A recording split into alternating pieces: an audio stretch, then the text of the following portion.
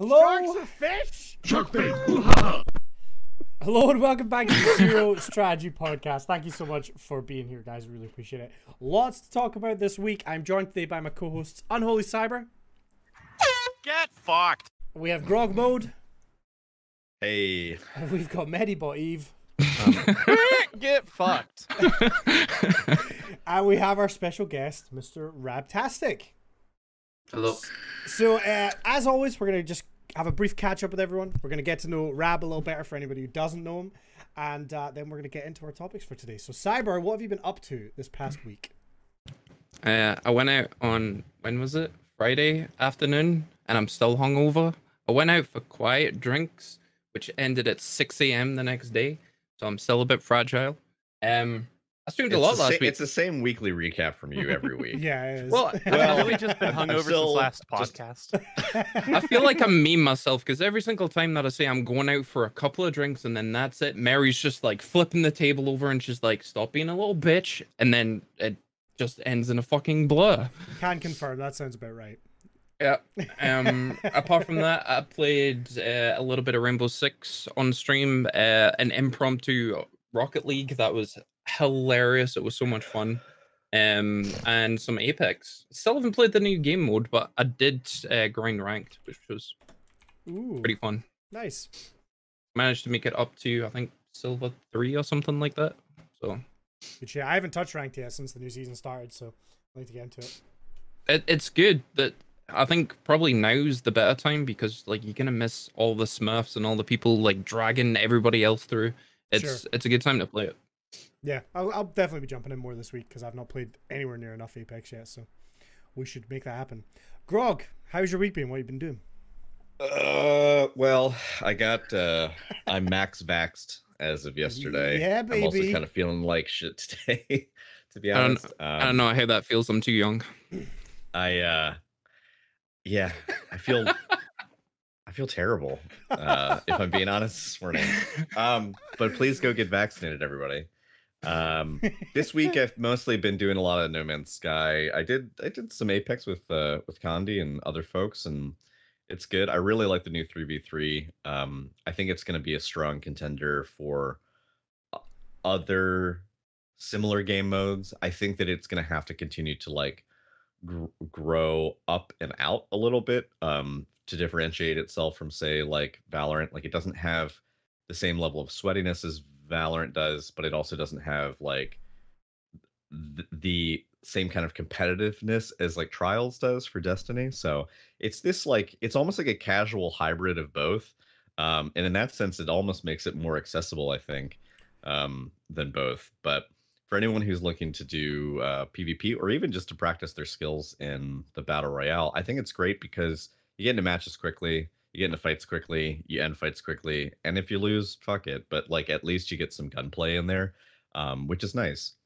So I think for anyone interested in trying Apex, it's a good way to warm up. But yeah, other than that, No Man's Sky, pretty fucking dope. Check it out. Did you recover from your 24-hour stream yet? Dude, well, the fact that I've been like getting like vaccine doses like before and after the 24-hour stream, I can't tell anymore. I don't know if my body is just frail and broken anyway, or if it's just like a side product of medication or just lack of sleep. But I basically lost all of Thursday. The day after that stream didn't exist. I went to bed for 12 hours, woke up for 4, went back to bed for 6. So yeah, that day just didn't happen. So I'm one day behind. How long was the gap between your vaccinations then? You got them quite close together. It's 3 weeks like. for Pfizer. Right. 3 weeks for Pfizer. It's 12 I think weeks. I got my first one in March, and I'm still waiting on the second one. That doesn't sound right.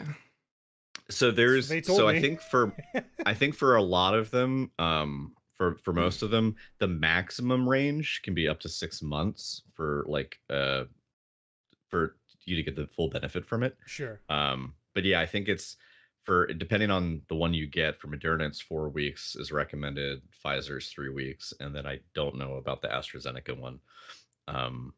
But yeah, 12 weeks, I mean, is not absurd. Maybe they're just doing it to try and like get more people to get their first dose and not overwhelm the system, which would make sense. It'll still be effective when you get your second dose. I'm just getting it a lot closer together. At least it's done and dusted for you now, though. It's out of the way. Yeah. I'm looking forward to it. Lauren's gonna get hers done soon, and then we'll wait the 2 weeks after she's got hers, which should be soon, and then we can maybe actually have an outdoor adventure after 14 months. Hey. Who knows? Hey. Anyway, Eve, what have you been up to? Oh, you know. Oh. Yeah, we did some outdoor adventures. We went to the aquarium one week. It was awful because there were so many people and it was so crowded. And I yelled at a kid, and an unrelated parent yelled at us. It was fun. But the zoo, we went to the zoo the week after that. It was a lot better. It like rained a little bit, so everybody just ran away. And all the animals came out. It was pretty cool.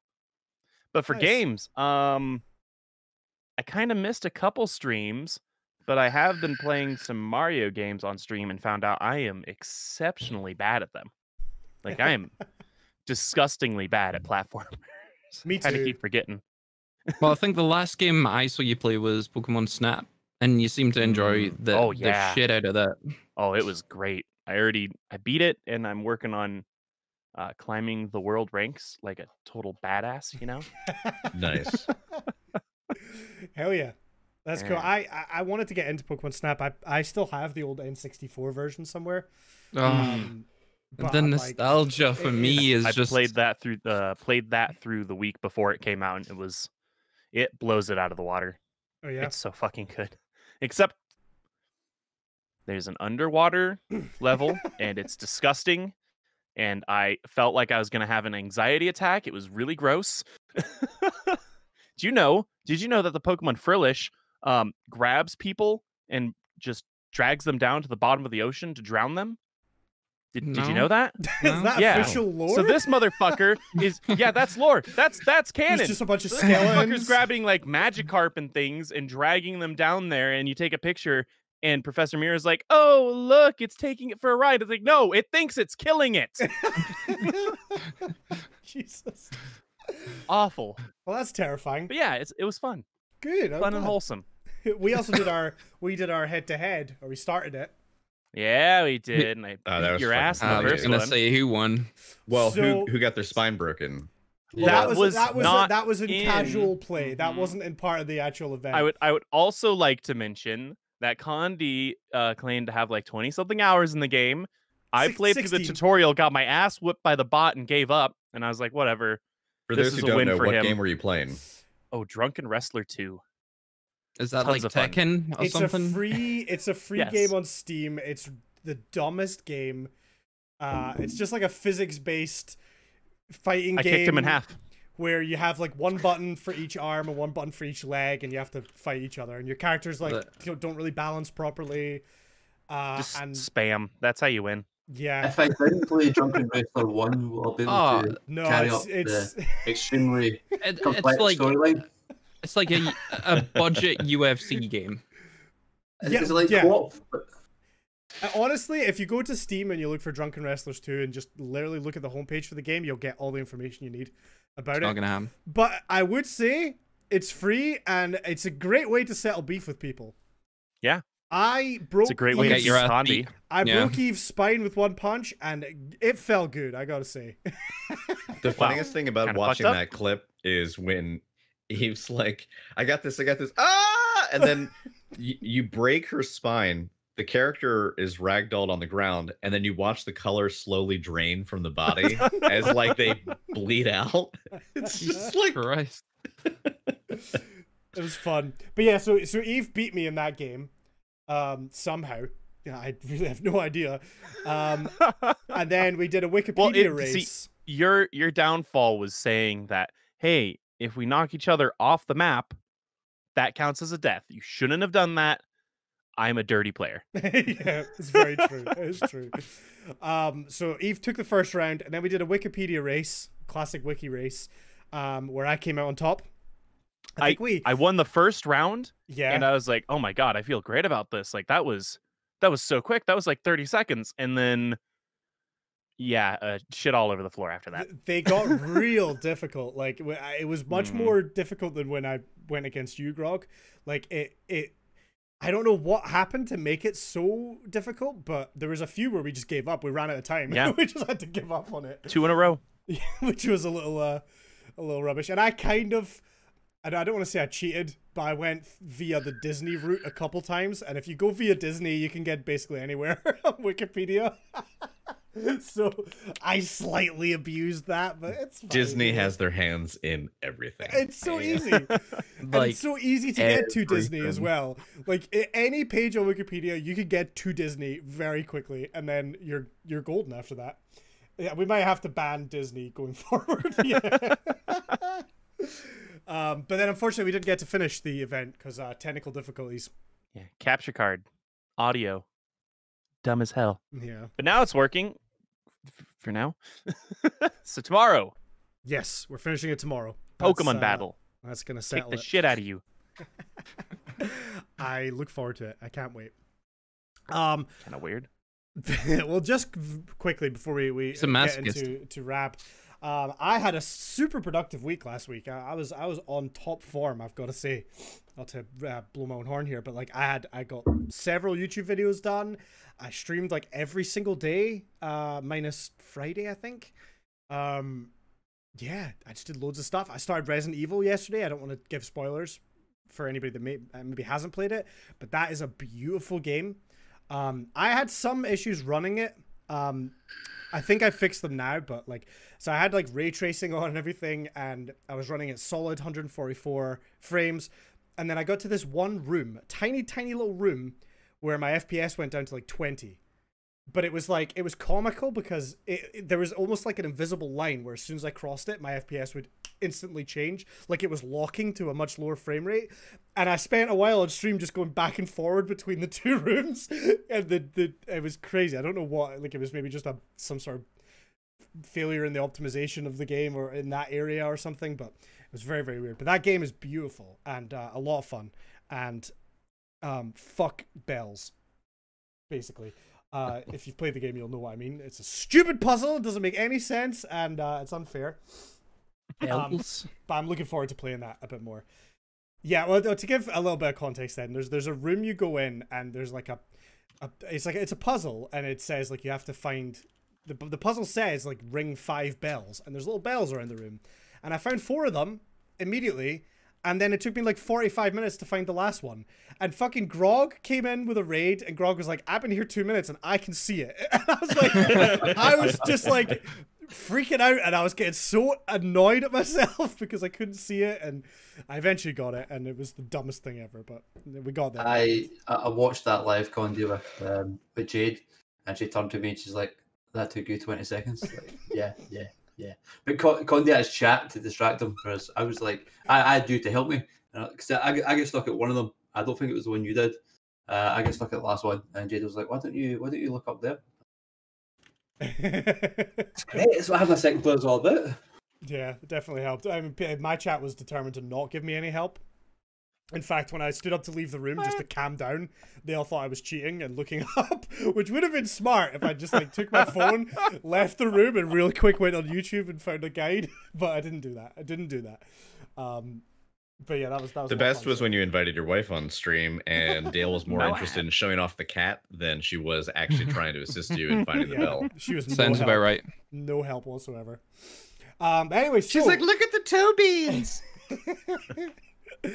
So our guest this week, we're joined by Mr. RABTASTIC. So just for anyone that maybe hasn't got to know you yet, please tell everyone, who you are, what you do on Twitch, and what your channel's all about. Hey guys, I'm Rab. I started streaming July last year, I think. Just got my first 9-month sub, so I think, yeah, that's about right. Mm-hmm. Started streaming as a way to pass time during COVID. I play 2 free sports and they all get taken away from me, so I sort of stuck in the house. I'm a full-time carer for my dad, so without sports, like, I was stuck in the house by myself. A few friends stream, so I sort of started watching them, asking questions. I had pretty much everything I needed to do it, except from the desk mic, which I bought for myself, and just thought I could give it a go. started streaming some old RPGs. Really get into it. Found you guys. Found like some great communities within all of you here. Some great people to talk to, and sort of learn from them better than me to grow.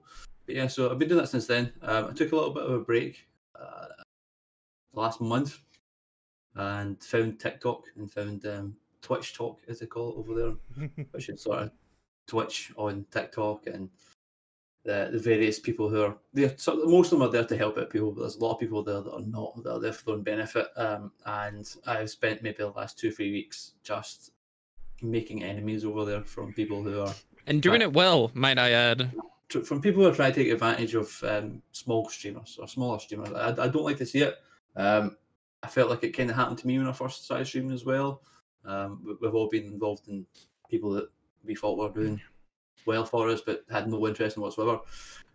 So yeah, just trying to do my best, keep people out of trouble. Like I said, you're not going to learn much from me. Like I've got 200 followers. I'm not going to be able to tell you how to grow a massive channel. And You're supposed to be bigging yourself up here, not tearing yourself down. Yeah, no, He's an amazing streamer. Rab is the single most prolific TikToker I follow. Every day I get 10 new videos from Rab on my feed. I post a lot on TikTok, but I want to tell everyone on TikTok is that, look, if you ever see anyone saying this is how you grow on Twitch, they're lying, because there's no recipe for growing on Twitch. And we all love Harris Heller. Harris Heller's best piece of advice was leave Twitch and join YouTube. There's no recipe for growth. There's no set in stone way. Otherwise, we'd all be partnered by now. If you ever see anyone telling you this is what to do, take it with a pinch of salt. And I'm the same as well. Like I said, I've got 200 followers on Twitch, or just less. Don't take my advice for growth. All I can tell you is what not to do, the mistakes that I've made, and the mistakes that I've seen a lot of people make, and the manipulation that I can see and point out to people and say, look, that's not really going to help you, that's helping somebody else. So learn by my mistakes, not because I can't teach you anything else apart from all the mistakes I've made. And I also warn people, Cyber, that my Twitch streams are nothing like my TikTok as well. Like my TikTok, I am shouting and swearing, I'm pretty aggressive. My streams are not. I play Stardew Valley. I Ginger like, chat. hi guys, how you doing? On TikTok, it's like, stop being a dumb cunt. I'm on to swear today because I forgot to get out of it. So Ginger in the weeks, like, I can't believe you were playing Stardew Valley. I didn't think that would be the sort of game you play. I'm like, I love Stardew Valley. That's like all I play. The last 3 weeks, that's all I play. But all they see is like a shouty, sweary, angry guy on TikTok, which is kind of what I am during the week, and it's probably why I play so much Stardew Valley, just to sort of offset that. Like this guy literally plays one of the most aggressive and violent sports known to man. That as well, yeah. Right? Exactly. And when you see him play Stardew Valley, it's like, what the fuck is this? What I really like is what you said about, you know, like you made a comment saying I can't teach you how to grow and what the magic key is. All I can do is kind of hopefully you learn from my mistakes, which is that's the whole point of like what we do on this podcast. You know, the whole entire premise when we first started out was like we've all made a ton of mistakes with our channels or with whatever, and a ton of mistakes. Maybe I've made a ton of mistakes. I want to speak for you guys. No, I'm perfect.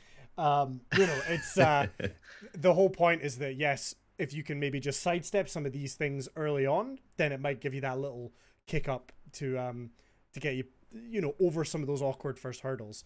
The last thing I want to see from anyone is them getting despondent or getting, I can't believe I'm not growing on Twitch, because I was told that I would have this by then and I would have 100 followers and I would have so many subs and it's not worked for me and I think I'm going to give up. That's the last thing I want anyone to see. It's the same as Cyber spoke to you about football as well. The last thing I want to see anyone doing is quitting the sport. Like, see if someone wants to leave my team, go play for another team, that's fine. Like, you're doing better. Congratulations, you're upgrading. If you're going to leave my team and quit and not play ever again, that makes me mad, because why? Like, you're leaving something that you obviously enjoy or you enjoyed at some point. That I don't like. Like, if you're going to leave to play somewhere else, cool. Best of luck to you. If I see you in the pitch, we'll sort it out. But if you're leaving to quit, that's terrible. That's not what I want to see. I never want to see anyone leave Twitch, because like I said, I almost did it myself a month, 2 months ago. I was looking at my numbers, I was looking at my stats, and I was like, I really thought I could be doing better than this. I really thought I should be doing better than this. And I got pretty down on myself. And I says, I'm going to pack it in. I'm pretty fed up. And you see, you shouldn't compare yourself to other people, but you see other people growing and you think, they don't deserve that, or they shouldn't have that, or they're not better than me. And it's a terrible mindset to have, and I did have it myself for a couple of weeks. And I dragged myself out of it, and I was like, nah, like I don't want to see anyone going down the same route that I went down. I don't want to see anyone take advantage of it either. And it's Dalton make fun of me not playing rugby. But I think one of the biggest things that I see in quite a lot of the videos, because I go down a rabbit hole, is as soon as you post something, I'll always click on the reply before I'll actually see your video. Yeah, so I get like I get the full picture. And some of the shit is basically like selling magic beans, right? And fuck me, it's like some of it is common sense. You should see, it's like somebody sees a Lamborghini, somebody says that it's a Ford Fiesta, and they still believe that it's a Lamborghini. It's the biggest one that I've seen is literally a website. Like people are advertising a website, and it says here, like type your Twitch user handle in here and say what time you stream, and if you stream these games, you'll grow. It's like, motherfucker. It's like you're trying to make it. You're trying to make an omelet with some cement and like a fucking rabbit. It's like it does. Oh my god, it makes me so angry. Like wait. I have had to put so much rabbits energy. Don't lay eggs. I don't understand. How could you make an omelet? Literally, I have spent so much energy not replying to these fucking idiots because it just makes me so angry. And then Rab comes in like a shining knight, and then I just sit on my bed just scrolling, and I'm like, he's fucking right. I just go to every single one. I'm like, yep, that's right. And that one was from a partner Twitch streamer saying, use a website to tell you what games to go and play. And I'm like, no, don't. Like, what if you don't own the game? Do you have to go and buy the game? Do you have to put more money into your stream? What if you don't enjoy the game? Do you have to play a game you don't like because an algorithm says that this game will make you popular? There's no game that will make you popular. Trust me, I tried it with Warzone for 6 months. It doesn't work. Yeah. If you don't Fortnite. A Fortnite. I'm not quite there yet. I'm not desperate enough yet. I've got it installed in Xbox, but we'll leave it for now. There's no game that will make you big. There's no camera settings that will make you big. There's no microphone settings that will make you big. It's all little things that can help you. Absolutely. But you still need people in the stream in the first place. For me, self-promotion. Promotion's the biggest thing. You spend less time streaming and more time doing the rest of the things. So just whether it's TikTok or Twitter. I want to kind of set the context here because I feel like we maybe dived into the conversation before explaining exactly what we're talking about. So it's something that I wanted to talk about, and this is kind of why I wanted Rab to be on the podcast today, because he's very familiar with the TikTok side of things and is involved in that community. There is a bit of a trend on TikTok I mean, I guess you could say it's on every platform, but I'm certainly noticing on TikTok a lot now where there's just this fake engagement, fake support. It's more or less a scam going around TikTok where you'll get... It's like a pyramid scheme, exactly. Basically. You'll get somewhat... MLM or multi-level marketing. Yes. Yeah. You're going to get a somewhat, let's say, established creator, right? And they'll post a video saying like, hey, you know, we all need to support each other on Twitch. Drop your links down below. I might raid you. We can all check each other's streams out and grow together as a community and just feed all this. And people see this and think, oh, great, I can go and advertise my stream and get more viewers. So they engage with the post. They follow. They like the post. They leave a comment.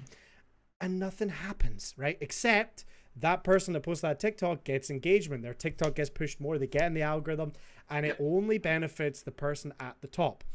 And some of these TikToks blow up. They get a lot of support because there's a lot of people out there that want to grow and they don't understand that that's not how it's done.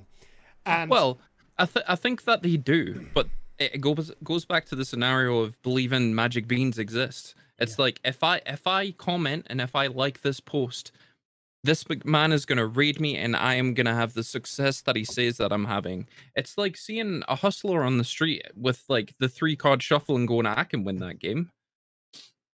It's how would you like? It's my biggest gripe. It's my biggest gripe on TikTok is that because it's one that I was tricked into when I first started streaming. I was told, hey, we've got a Discord full of small streamers and we all support each other, we'll help each other. I was like, oh, cool, fair enough. 3 months before that, I didn't know what Twitch was. So I was like, yeah, cool, sweet, jumped in, and I don't know about the rest of you guys, Cyber will know, come from a sports background like me, whenever you go into a locker room, we ever go into a changing room and you're the new guy, you shake everyone's hand, you introduce yourself to every single person in that room, because that's what you do. You're the new guy, you do walk in there with sort of an attitude. So, hi, my name is Robert, how you doing? And you go around the room, and that's how you do. Introduce yourself to everyone. So But what if your name's not Robert? Then legally change it, bitch. Why? Put your real name out. Come on, you should know better. It's like me who streamed for the first 2 months with my football tops in the background, my surname all over them. And I was like, Dude, yeah, everyone knows my full name, well, so there it's you go. fine. So, I mean, I know it wasn't smart. So yeah, you go in and introduce yourself to everyone in the room, and that's what I did. I jumped into Discord, foot first, followed everyone in there, and then they're like, oh, I got a couple follows back. He's still not followed me back yet. Neither's he. We'll probably get around to it at some point. And then you're in that channel and you're watching them stream and they're talking to them, you're like, still not followed me back yet. And then you slowly realise that these Discords, these multi-level marketing or these pyramid schemes, no one's under any real obligation to follow you back, except like the top heads. The top guys, if you go into their Discord, you've got to follow them. Otherwise they're going to say what you're doing here and kick you out. Every other single person in there, they have no obligation to follow you. So maybe you get 1, 2, 3 follows, but people at the top get 1 for every single person they bring in. And then you're sitting there, you're thinking, hold on a minute, I've got like 20 followers here, and he's got 2,000. Yeah. And the thing that keeps bringing people in is that, oh, well, it helped me make affiliate, and it's going to sound really horrible to say, but if you can't make affiliate on Twitch by yourself, you probably shouldn't be on here. And it's horrible to say, but like if you can't, with all the help out there and all the resources out there, if you can't make affiliate on Twitch without joining a Discord, without joining a follow scheme, you're going to find it really hard in the long term. Yeah, because it means you're doing something wrong. You need to look at your content, look at what you're doing, and work it out. I've always said if I am brand new to Twitch, and I just go, I like to play Warzone, right? Arguably one of the most saturated directories. I go into the Warzone directory with 0 viewers, and I stream there for 14 hours a day, every single day, and then I go, well, it's been a year and I'm not affiliate yet. You need to think like, okay, maybe I'm not doing this right. Maybe instead of streaming 14 hours a day, I should do maybe 6, and then spend the rest of the time making videos, making TikToks, posting on Twitter, Instagram, blah, blah, blah. I feel personally attacked here right now, Condi. I mean, I have sent you so many librarian TikToks, and you've not even opened a single one. I'm the one that feels attacked, all right? Well, I'll share a quick one while Welsh is in the chat. I sent Bill 2 or 3 TikToks in a row from this channel called, I think it's called Galaxy Exotics, and it's like an exotic pet shop, and they have snakes, and they dubbed the snakes yawning to like songs and memes, and it's hilarious. They make them honk. It's funnier that, I mean, I sent Vul like 3 of those, and he texted me back 2 days later, and he's like, Rab, I'm definitely scared of snakes. Can you stop sending them, please? I'm like, I'm so sorry. I'm so sorry. Brilliant. Yeah, I just sorry, go on. I was going to say, Condi, to your point, the thing that I think a lot of us missed out on in terms of understanding when we either started on the platform or we see others go through this is that once you, and we've talked about this on the podcast, once you hit affiliate, followers don't mean your actual followers, the people that support you, mean everything. But in terms of the number attached to your account, I have X amount of followers. That means piss all for your standing, your growth. It's not a useful metric in measuring your traction going forward. Because at the end of the day, if you're angling to hit partner, it's regular concurrent viewers, people who are regulars, people who will follow you after you've been raided. You know, the people who like didn't know you before they came through on a raid, they stick around, they hang out, they understand the vibe of your community, they like it, and then they either sub or follow. Like, those are the people that you're actually chasing after. And none of the schemes or plans, that Rab outlined that often sucker people in at the start, none of those address that long-term viewership, that engaged viewership. And that only comes from people either connecting with the content that you're playing, the content that you are producing based on what you're playing, or just your overall personality, or possibly even just the overall vibe and feel of your community. Some people I'm sure have, you know, they like a streamer fine, but they just really click and vibe with the people in that chat. And that, although it might be on the fringe side of things, that might even be a reason for someone to be a continuing member of your community. And at the end of the day, these follow for follow or pyramid schemes, or, you know, basically scratch my back, I'll scratch yours kind of thing, none of those will amount to anything, because the people who are going through the motions are doing it out of a sense of obligation. They feel obligated because, oh, well, I'm doing a follow for follow, I have to follow them back. That's the rule. Or I'm, you know, if it's one of these schemes, I have to go through these steps. The thing is that you don't get long-term growth that way. You don't get long-term support. You get long-term support because you make a solid connection with people, a human connection with people. And at the end of the day, they decide to carve out a part of their precious time in their day to spend with you. That actually is a bigger ask than just clicking a follow button. There's so much more that you are asking from a viewer who is genuinely interested in being like part of your long-term support, and you can't tell them how to spend their time. But the fact that they choose to give up their time to be with you and to be with members of your community, that's massive. And that's unfortunately not really a thing that you can really teach, more than you can just kind of ask people to experience the platform and just try to learn from those mistakes. Expect that you're going to fuck up, expect that you're going to raid somebody when their stream is about to end, expect that you're going to, you know, like do your intro and be muted the whole time. Like, you can't let these small roadblocks turn into major roadblocks, because a lot of it isn't permanent. You can fix those things. You can fix your fuck ups. You can, as long as you're addressing, yeah, I made a mistake this stream, or, oh gosh, wasn't that kind of cringe? Like, you can just try to earmark those for things to improve upon later. And I don't think any endeavor, whether it be TikTok or Twitter or be it Facebook or YouTube or what have you, anything that is like part of some meta plan or scheme to engineer approval ratings or engineer viewership, they're always going to be destined to fail, because you can't engineer viewership. It's just, I really just don't think that you can. It has to be genuine. Yeah. Yeah. And that is hollow. It doesn't, that will never lead to anything. You might as well be pursuing view bots at that point. And look at how much growth, how many subs are you going to get from view bots? 0. You know, like that's what it comes down to. Hey, what about that one that you like put money into and then they route it through somewhere that's cheaper? I think the whole thing's interesting, because I personally feel like a year, maybe 2 years ago, this was like a big thing on Twitter. I used to see it constantly. And again, because most of the people I follow on Twitter are content creators, my Twitter is full of streamer stuff that's going on. And I feel like for a very long time, it was, hey, drop your links down below in the comments and we'll check each other out. You know, I'm looking for new people to raid when I finish my stream, you know, or, hey, we just raided this person with 50 viewers. Like, if you drop your link below, I'll maybe check you out next, right?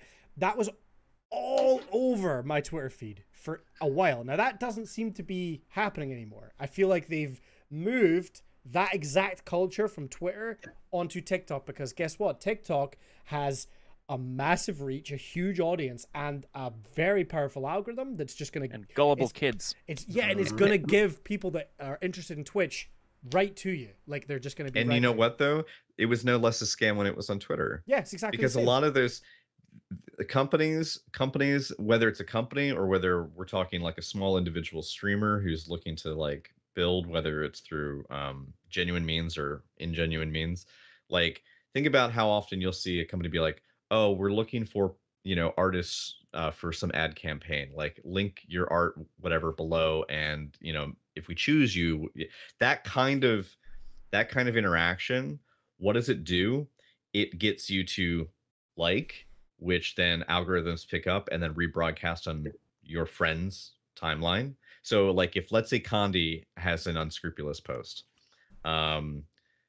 like, and he's pursuing that kind of thing in this hypothetical, So if I like his comment, right, I say, oh, I want to be included in this thing, or I want to be, you know, I want to link myself in this. If I like and retweet that, who am I promoting? Not me. I'm promoting them. Because when you like those tweets, guess what? When I scroll through Twitter, a good chunk of it is the people that I follow. It's other posts that they've liked. And I've curated my list enough that like I'm actually fine seeing some of the things, you know, like if people get annoying or excessive with overrepresenting something that just doesn't interest me, I might unfollow them. But all of these like scheme posts are just designed to promote the original poster. They're not going to, you know, humor the person who like, you know, says, oh, you know, I dropped a link, here's my clip, like, you know, please check out my content. Because the post that's really getting reshared and the thing that the algorithm is going to continue to perpetuate is the original one asking for ideas. Yeah. And guess whose name or image gets plastered and remembered, you know, on all those views and all those interactions? It's not you. It's the person who did the original asking. Yeah. I want to touch on one thing on sort of pyramid schemes before we go into that fake raid culture that I hate so much. Something Grog said about those discords and stuff like that not really helping you grow. I'll go one step further and say it actually hinders your growth. Because if you get to a stage on Twitch where you're affiliate and you have 200 followers and you're still getting 2 free people average viewers, you've got there on easy mode because you followed people, so they followed you back. You've maybe picked up, like I said, 2 or 3 viewers. You're going to sit thinking, hold on a second, how did I actually learn now? And maybe it's 6 months later. You've missed that first 6 months of learning how to grow your stream, how to actually do things. You've been streaming to your friends, or you've been streaming to people who only watch you, so you watch them. You have a captive audience. You'll never then, that 6 months that you've not learned how to bring someone new into the channel, keep them there. Like I said, if you sit and you stream to your friends 5 days a week, you're not going to get any bigger, because I could sit and talk garbage with my mates all day. Someone's going to come into the chat and it's like, what these guys talk about, like inside jokes and nothing to do with, maybe I've left the stream title as just chatting or playing something. If you're only streaming to people who are following you for their own reasons and not because you're a good streamer, you've not learnt much. And I really think it ties your hands. You've got to hit the ground running and learn how to be yourself and stream yourself, not to friends or to people who are only there for you to come back into their chat. Yeah. So I think it hurts at the beginning anyway. There's a lot of people I know as well that maybe started streaming, got those easy follows and stuff like that, think, oh, that's brilliant. And then like, oh, that's actually quite hard, I don't want to do it anymore, and just quit. Yeah, it bursts that bubble because you've effectively used like almost an exploit to get past that first hurdle, but then you haven't picked up any of those skills, right? It's almost like playing a game with all the cheats on so that you don't die, and then turning the cheats off in the middle of the way through the game, and you don't know what to do. You don't know how to play that game. Like, oh, Never done that before. Can't relate. I've talked about it a little bit before about, you know, you need to grow as a creator as your channel grows, and I truly believe in this. And I know that at least some of us in here have had like maybe a big raid that really pushes our numbers way higher than we expect. And for me personally, I remember the first thing that happened, I was playing Sea of Thieves, I think with you, Eve, and I got raided by a big partner for like over 1,000 viewers, and I hated that stream. To be honest, I loved the fact that it was raid. It was super nice to meet all those new people, but I was out of my comfort zone. I can't entertain 1,000 people. I can't. I'm not used to that. I have my lane where I'm comfortable. You haven't grown up to that point. You need to kind of grow it gradually, right? Obviously, a big raid like that, it's great, it's exciting, there's a lot of exposure, and I'm not saying, ugh, I can't believe this person raided me, I'm so unhappy. That's not what I mean at all. What I mean is, I did not feel like I was at an appropriate level to entertain that amount of people. My content's not ready. So if I was used to streaming... No, you take that back. Your content is ready, but you yourself are not ready. I don't know. I think that's one and the same. So, I look at my content and me as the same thing in a way. But that's assuming that your content's going to change if you get successful. Oh, sorry, yeah, I'll change. Absolutely. I'll It'll change. be all sponsored streams all day long. I'll be running ads for at least 50% like, of the stream. Butterfinger. No. I'm sorry. I just want to say, as an outside observer in that stream, it was fucking hilarious because it was like, all right, guys, I think I'm gonna end stream pretty soon, and then dead silent. And about 10 minutes later, okay, I'm gonna stay on a little longer. Like, what happened? Yeah, right. Man, I think that, you know, to Rab's point, if you are brand new to Twitch and you do manage to join one of these Discords and by some miracle, a big streamer raids you with 10, 20, 30 people, if you don't know how to stream, if you've not learned that skill, you are going to gain nothing from it, right? And I think that if I was, hypothetically, if I was kind of in a comfortable range of like 300, 400, 500 viewers and I got a raid for 1,000, I'm much more comfortable with that, and I'd probably be able to make a better impression and keep people on. But when I'm used to my maybe 20, 30 viewers and 1,000 people come in, I'm out of my depth, right? And and guess what? I'm not making a good impression on those people, because instead of going like and just going into it and entertaining and content and doing all that thing, I'm just flapping. I'm just going, what do I do? Like, I'm panicking, right? So the same thing I think holds true with this, and it's a great point that Rab made, is that you don't have the skills. You're not ready to jump ahead. So why would you want to? I saw someone made a great comment in chat saying if you could just buy a pilot license, you wouldn't then immediately go and fly a plane, right? Phenomenal analogy, right? But it's the same exact thing. You have skipped to midway through and you've not learned anything on the way there. And guess what? You're not going to get any further until you go back and learn those skills. So that's a phenomenal point there. Definitely something to keep in mind. As horrible as it sounds, like if you only stream to friends and people who are watching to get watched back, you don't know if you're any good. Yeah. You don't know if your content is any good. You don't know if you can deal with any more. If I'm sitting and having a conversation with my friends in a room, easy. If I've managed to sit in a conversation with world leaders, that's a different thing. Like I don't know if my chat will pass. Yeah, absolutely. We all love to help other people, but like you've got to walk on fire at some point.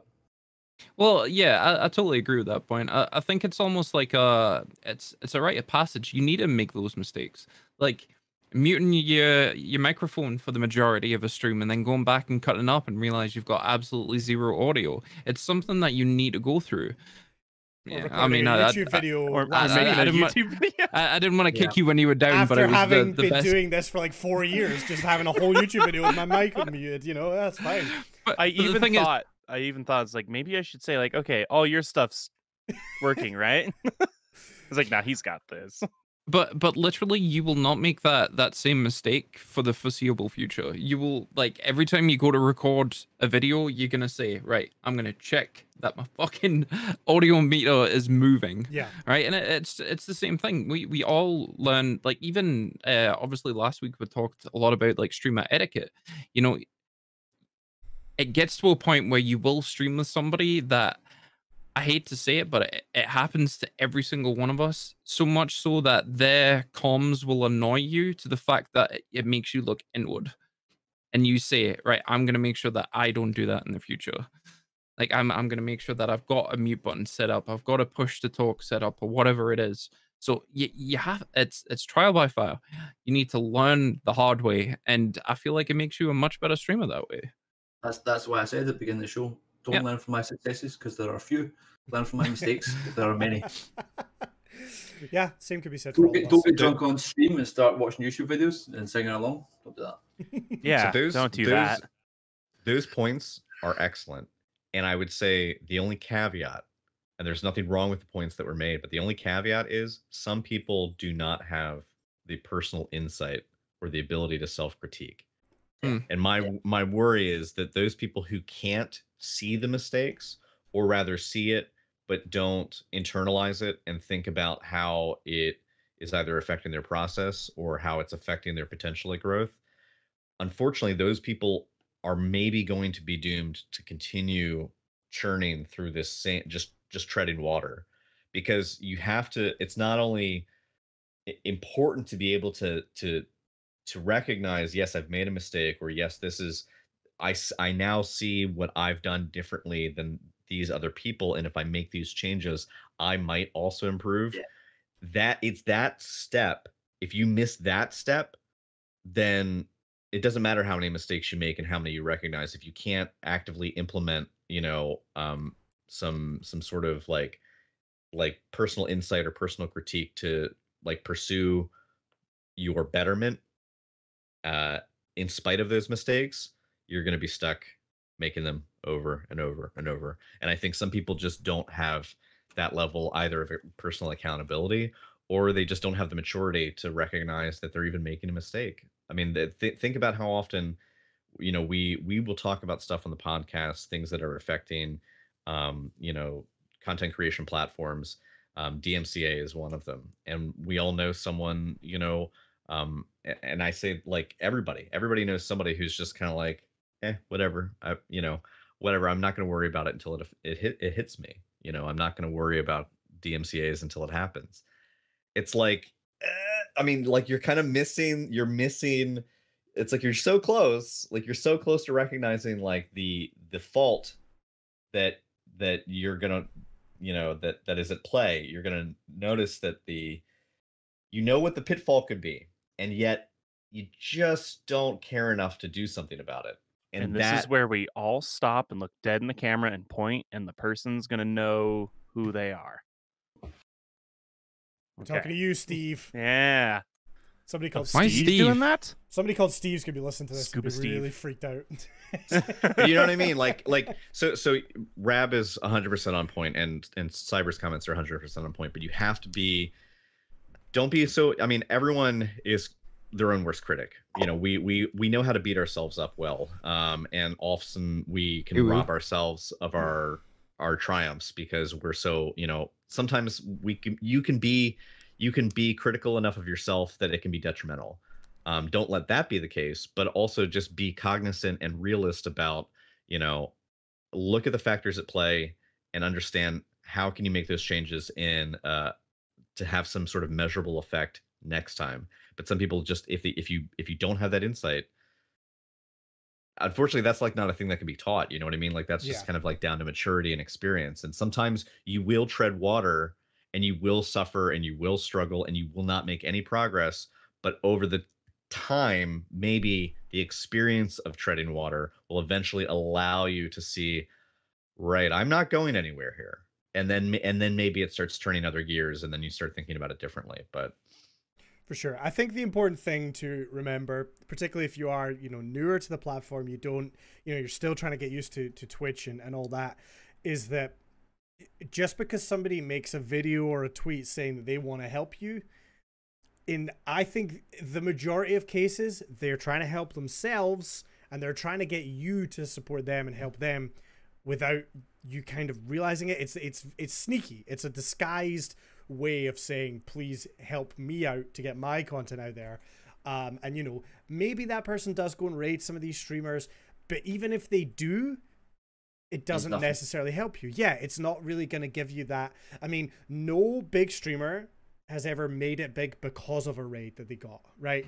You know, nobody has ever, you know, made it, quote unquote, because they got hosted by someone, right? It's not about that. It can be great exposure. Absolutely. It might get you some new members of your community, but it doesn't make or break you, right? And understand that a lot of the time, those kinds of videos and tweets are just bait. They're just fishing to get more people in to help them. And you know what? If you want to help them, fine, absolutely great. But at least know what you're getting into and what the actual behind the screen, what's actually going on. And kind of to, yeah, right. And to kind of then switch over to a similar thing that I'm seeing on TikTok. Not as much recently, but I have seen it, you know, quite frequently, is on the what they call like Twitch Talk. Again, if you're interacting and looking at videos that are relating to Twitch or have Twitch hashtags, you're going to get more of those videos coming in. And there's a bit of a trend of people making sort of very sad TikTok videos, essentially trying to guilt people into looking at their streams and becoming viewers. I've seen it initially. A couple of people had really, you know, TikToks really went big, really blew up. Because, you know, it was like, oh, I feel so sorry for this ex streamer that's been streaming for 5 years and only has one average viewer. And, you know, the tweet gets big and they suddenly start to get a bunch of viewers. And then a load of other people have tried to copy that and jump on that trend. And I guess I kind of wanted to get your guys' thoughts on that, because that seems to be another sort of tactic that people are using to try and basically try and just get viewers. Emotional manipulation never sits well with me.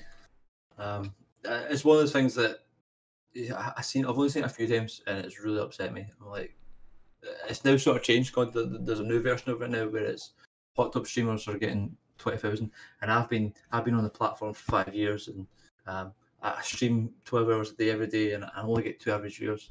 Like, that's nobody's fault but your own. It really is. Like, stop streaming and start to spend more time.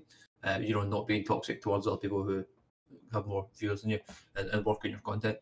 But yeah, the sad music, the fake tears, and the sob story about how their wife's going to leave them if they don't have partnership by the end of next year on Twitch. And it's all designed to get that emotional reaction from people. I've got the same deal with Mary, by the way. I get kicked out of Canada unless I hit partner. So Gandhi has the same deal with his parents regarding YouTube. Every time he says, to go follow YouTube, otherwise, if he doesn't hit X amount of followers, his parents are gonna, they're disappointed. Be disappointed in him. The only way they'll love him. Also, the next time that you do thumbs in an intro video, I'm gonna cut them off. Just saying. Hang on, guys. I'm just quickly making sure we get more viewers. Real quick. There we go. For audio listeners, Condi has replaced his live image with a static image of him dabbing in a hot tub. That was taken just this morning. That was taken. What are you just talking about? I live. got the hot tub installed in my office. Fantastic. Anyway, sorry. I just couldn't resist. That's a good clip for the YouTube channel. All I'm saying. But no, you're totally right, and I think people are using the trend of, like, they're seeing that there's a discourse happening between gamers on Twitch and then just chatting streamers that are maybe taking advantage of a meta that's happening, right? And we've spoke about it a little on the podcast before. I think you guys know my feelings that I don't care. Do what you want to do, right? It's fine. It's not possible to steal viewers, right? That is a myth. It doesn't exist. You can't do it unless you're going to their houses. Not until I develop my technology. Can I just say something? If titties stole viewers, I would be bigger than Summit, right? Trust me, right? Look inward. It's not people in hot tubs. Focus on your own goddamn content. Right. Yeah, but people have been my fight for that. that. Yeah. People have identified that that's a thing, a sort of a hot button issue. And then again, like you mentioned, they're trying to take that and emotionally manipulate people to be like, well, you should come support me because it's unfair that I should be succeeding. And just because I'm not in a hot tub, I'm not succeeding, right? Like it's very much of a guilt thing. Please. It has buy a nothing hot to do tub. with my content. It's because of the titty streamers. Right. Exactly. So I'm not toxic. It's those damn girls in bikinis. That's what Yeah. ruining. right, if we draw a line in the sand, right? I want to get your guys' opinion on this, right? So I think we can all agree that respect the hustle, right? It doesn't really, as long as you're not breaking the rules, respect the hustle, right? So do you believe, right, that people in hot tubs are stealing your viewers? Yes. I mean, No. wait, no. Right? And Sorry, and I got caught up in the moment.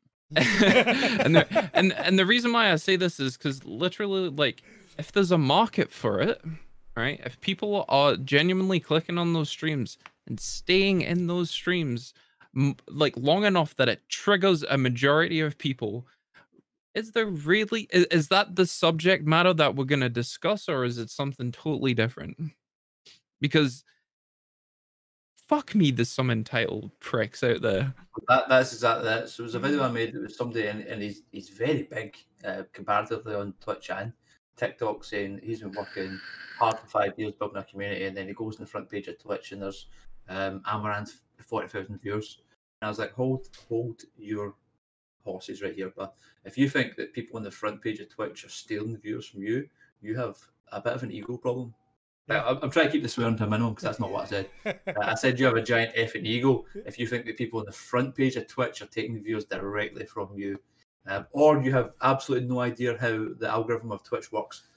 People do not go on Twitch to find small streamers to watch. They go on Twitch generally with an idea of what they want to watch or what content they want to watch.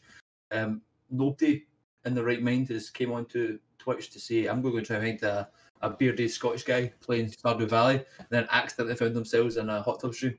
It doesn't work like that. Like, Oh, people who wanna watch how did me I end up play here? Stardew Valley, people So who want to watch me play Stardew Valley, name animals after members of chat, are not the people that are in watching Amaranth and Hot Tub.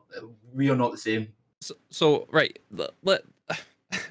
you've just segued me into the next question, right? So I think one of the biggest gripes of the entitled people on either let's say Twitch in general, regardless of what platform they're actually venting on, they say because Twitch is a gaming platform, then these types of streams should not be welcome. I It's think not, we can. though. It's not a gaming platform. I know. Oh, I know, and I know you're making the point, but I'm just But saying.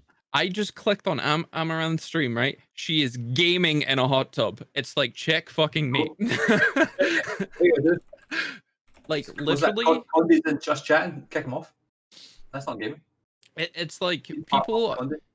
like, Twitch originally was a gaming website exclusively, right? And it's Was it not originally a live streaming website for like Yeah, IRL Justin streams? TV. Justin It was like TV. a 24/7 live stream. Was it even I a would gaming say website? I would say yes, you are correct, but people predominantly streamed gaming content on it. It There, got there big was because a of few, gaming. yeah, but it's evolved well past that. That's like saying that YouTube is now only a video platform. It's not. It's evolved way past that. It's like saying It's only two Facebook. 40p music videos. Yeah, exactly. It's like saying Facebook is only a social media website, and it's not. It's evolved well past that now. It's people are like stuck way behind in the times, and I think until they do a little bit of like emotional growing and like kind of, for a lack of a better term, grow the fuck up, th- they're not gonna succeed in this kind of environment. I think everyone that kind of supports each other and says, you know what, like, she just streamed on a hot tub and she fucking is killing it, and then move on. Like, just be happy for people. That usually, like, you see, if I go into someone's stream and they're being super negative, it is the first thing that I will switch off. But if I go into Often someone's, there's just a sense of pettiness that yeah, exactly. people can't appreciate someone else's success if they themselves are not getting the success that they think. Like, I'm not getting my cut of their success. 100%. I mean, and one of the things that's bothered me a lot recently has been, even prior to the hot tub thing, because prior to that coming around, and I don't know, we want to say like last 2-3 months, that maybe even just 2 months. I mean, it's a relatively new phenomenon. People weren't, I'm sure, were people doing it on the platform? Yeah, but like it didn't kind of become memed and then become emulated the way it has been until pretty recent. But one of the things that's bugged me for quite some time is people shit talking women and people shit talking people for just being physically who they are and trying to rope beauty standards into like explanations for why people are or are not successful. And it's like it pisses me off to no end, because there's these like constant jokes that like, oh, I'd be doing better, if I had boobs, or I'd be doing better if I like whatever it may be. Often it just is tied back to this like complete, I mean, because really the argument that's being made is completely sexist. It's like, are there some people out there who will watch someone do a thing, and I'm going outside Twitch now, just like, be it, film or TV, will people watch a thing simply because of their physical attraction to the performer? Yeah, of course. But like, the thing is that beauty is in the eye of the beholder. Not everyone has the same beauty standards. Not everyone's watching the same people for the same reasons. I mean, like, if we tied beauty to success and say like, oh, so and so only got to where they are because of how beautiful they are, like, that's complete horseshit. Look at fucking Steve Buscemi, arguably not the world's most What are you attractive trying to man. say about like I'm bug-eyed beauty? I know. I love him though, but I'm making a joke here. But the idea is that like, that is a You've got him flustered now. I can see the YouTube highlight right now. Croc says, "What about Steve Buscemi?" I'm on it. But what I'm saying is that we have normative values culturally. There are social mores that say like, okay, people who fall into X category, are either more desirable or more or less attainable. And I really hate the idea that people will trot out that kind of topic as the excuse for why their channel isn't successful because they're suffering at the hands of someone who is more, vivacious than them, or they're, or people will come into that person's channel and say, well, you're only making it because, you're attractive. I hate that because those people put in so much work. There are, it just bugs me that there's this idea that we can lay our complaints for our own success on a platform at the feet of just bogus arguments that are rooted in sexism, where just because you have this gender identity or that gender identity, or you have this physical trait or that physical trait, does not make you more or less worthy as a gamer, as a creator, as a musician, as a cook. Because again, like, this whole platform, it's commonly associated with gaming, but it's whatever you want it to be platform. There are people who, some of the most innovative things that are being done here on Twitch aren't gaming. It's not the person sitting in a chair playing COD for 12 hours. It's not the person sitting there, trying to break some speed run. It's not the person there who's playing, like some MMO for like umpteen hours on end, because there are so many people doing that. The people who are really innovating and doing some wild stuff aren't always gaming. And I think that it feels like there's this kind of custodial gatekeeping that happens when people start talking about, this is a gaming platform. Fuck hot tub streamers. They're not supposed to be here. It's like, that's bullshit, because you've decided it's a gaming platform. They haven't. They're doing something else, and it still fits within the constraints of what the platform will allow. Does the platform allow for these different genres? Does it allow for different ways of interacting with the community? Yes. So by that standard, it's completely valid. Like, it's just people have these like personal hang-ups that just don't let them get outside their level of acceptance for what it can be. So you might have some dude bro who's like, oh, she's just got like big boobs, and of course that's why she's successful. E-girls, like the people who, lobby all of the success of a female streamer on like, oh, she's just an e-girl, or she's a thought. Like, I just want to punch him in the face. It radiates small dick energy. It's small dick energy. Yeah. But just what Greg was saying there, as someone who was recently sort of sexualized and romanticized from my voice, I can see that. I had like 3 people saying, could you read like books on stream? Like, I'll think about it if you follow me. I got like 3 followers from it. But going back to that post, that was the guy who was saying, oh, female streamers have it easy. And I was like, show me any empirical evidence. It says, here's the top 10, here's the top 20 streamers on Twitch. One of them's female. I says, there's nothing whatsoever. So I roasted this guy alive in the comments. I said, look, just say you're sexist and move the fuck on. Like, that's the only basis of your argument. There's no women typically have to work twice as hard to earn half as much. And and exactly to Rab's point, like, it's such utter horseshit to say, oh, they're just more successful. By the numbers, they aren't. They're fucking out there grinding, and they're still, like he said, they're still not making up a majority of the top 10%. Yeah. And if you ask me now, would I trade it in to be a woman on Twitch? Absolutely not, because I've seen the DMs, I've seen the troglodytes in chat. Not a chance. Couldn't put up. But I said, for me, it's difficult enough with people saying, oh, your accent's really hot. Could you imagine getting that like every 5-10 minutes about your physical appearance? No chance. Wouldn't do it. I could not stream if I was a female. I'm sorry, I just don't have the mental fortitude for it. So that guy, his last point was, oh, well, female hot tub streamers. And I says, well, what about male hot tub streamers? Where are they? Why are they not taking advantage of it if it works so well? And then he left, and then his friend came in to continue the argument. I checked, they're both their followers following their friends. She says, well, I'm a girl, and I'm telling you that female hot tub streamers are stealing views on Twitch. I'm like, well, I'm telling you, you're an idiot. So she's like, oh, I thought you respected women. I was like, I do respect women, which is why I'm telling you an idiot. Like, I'm treating you just like I treat a man. If you come into my chat and say incredibly sexist, stupid things, I'll treat you the same way I'll treat anyone, regardless of their gender, and I'll take the absolute piss out of you. That says it, and that's it. You're wrong. There's no evidence to support what you're saying, and you're just blaming people for your own lack of success. So I don't know if you guys know the creator American Dad. Yep. Yeah.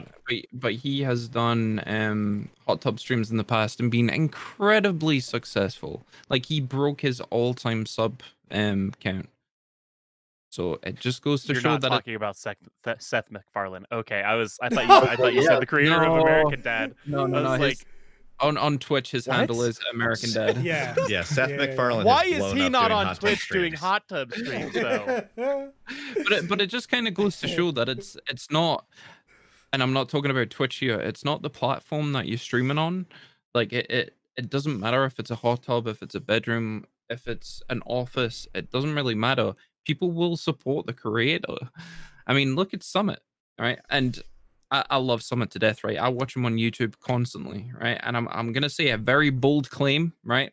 He is not one of the most like entertaining streamers from live action, like bing bing bing, but like he is one of the most successful streamers because he's one of the realest people that I know on this platform. He is very honest. He doesn't suck up people's asses 24/7.